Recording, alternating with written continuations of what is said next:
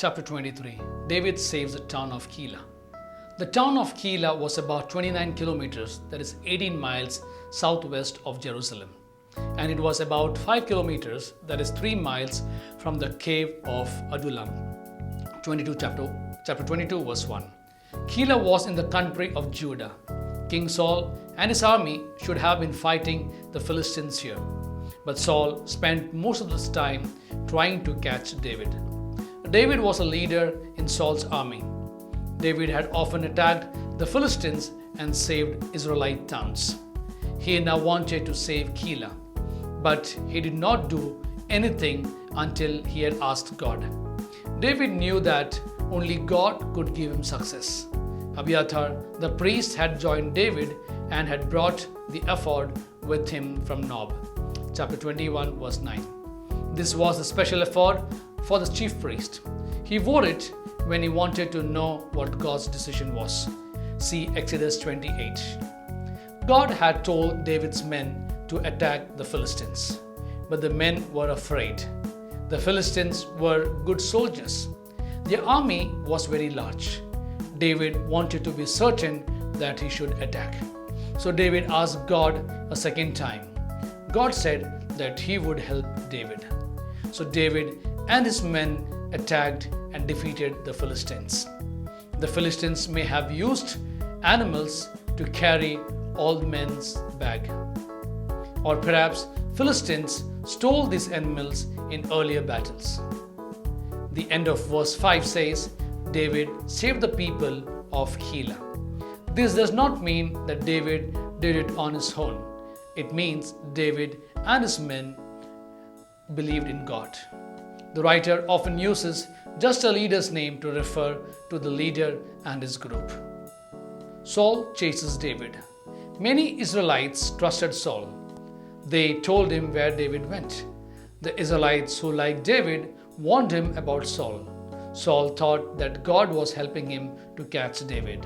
But these verses show that God helped David and not Saul. The town of Keilah had a wall around it. The only way to go in and out of the town was through this gate. The gate was very big and strong. Saul thought that he could trap David inside the town. Saul's army would surround the complete town. David would not be able to escape. Saul wanted to catch David so much that he could have destroyed the whole town.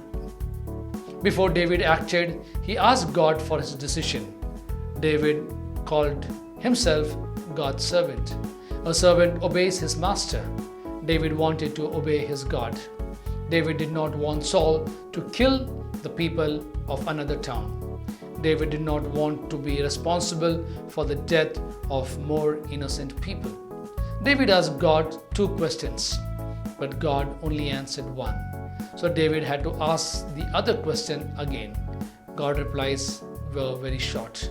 So David and his men left Keilah. They had saved Keilah from Philistines. David hoped that the people of Keilah would protect them. But Saul was the king. The people had to obey him. They did not want Saul to destroy their town. More men had joined David. He now had 600 men with him. Again, David and his men had to find somewhere else to hide from Saul. They went further to the south. Few people lived in this part of Judah. They were up in the mountains where few plants grew. It was not easy to live in that wild country. Saul did not go to Keilah, but every day Saul and his men searched for David. God protected David from Saul. David was probably afraid. He did not know how he would ever become the king of Israel. However, Jonathan found David. Jonathan helped David to trust God more and more. Jonathan knew that Saul would not be able to hurt David. Jonathan also knew that David would be the next king. Saul knew this too, but he could not agree with God's decision. Jonathan knew that David would trust him as a leader.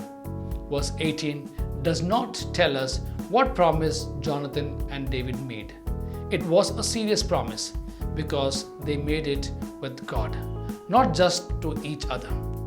This is the last meeting that the Bible records between David and Jonathan. The area of Ziph was in David's home country of Judah.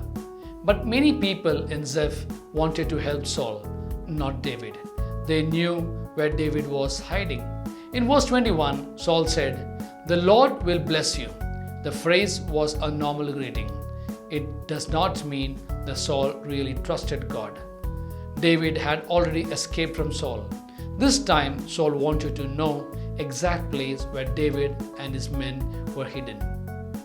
Saul and his men were not familiar with this part of Israel. So Saul sent a local men back to Ziph to search the area first. This time, Saul found David. Saul and his men nearly caught David and his men.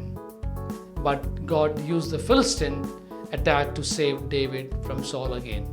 The name of this mountain, rock, reminded people how God saved David.